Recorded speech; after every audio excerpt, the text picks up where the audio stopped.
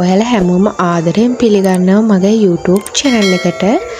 මේ දවස් ටිකේ ඉතින් ඔයාලට වීඩියෝ එකක් ගේන්න බැරුව ගියා. චුට්ටක් විතර ගෙදර වැඩවලට කාර්යබහුල වුණා.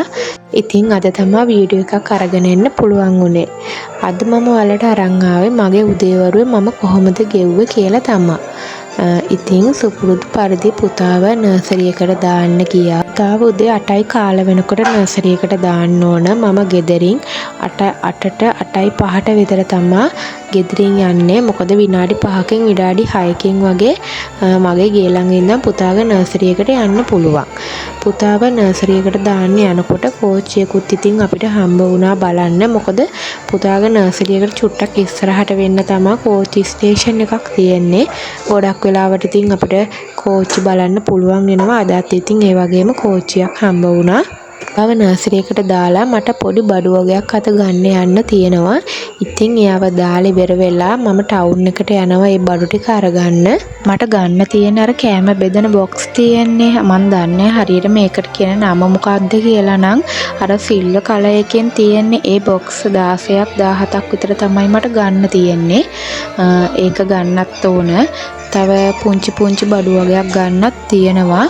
අද නම් චුට්ටක් පැයක් එකමාරක් විතර මට ටවුන් එකේ එහෙට මෙහෙට යන්න වෙනවා. මොකද ඒ බඩු ඔක්කොම ටික අරගෙන එකපාරම ගෙදර යන්න ඕන. ආය පුතාව 11:45ට තමයි නර්සරි එකෙන් ගන්න තියෙන්නේ.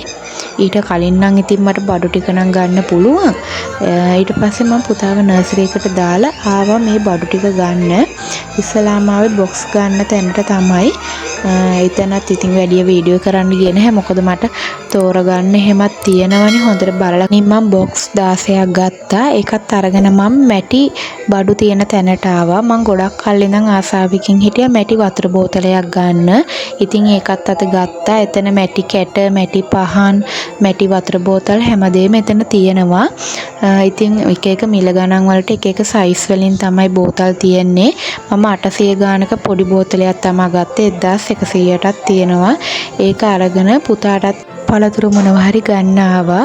ඉතින් ඔහොම තමයි අද මගේ උදේවරුව ගෙවුනේ.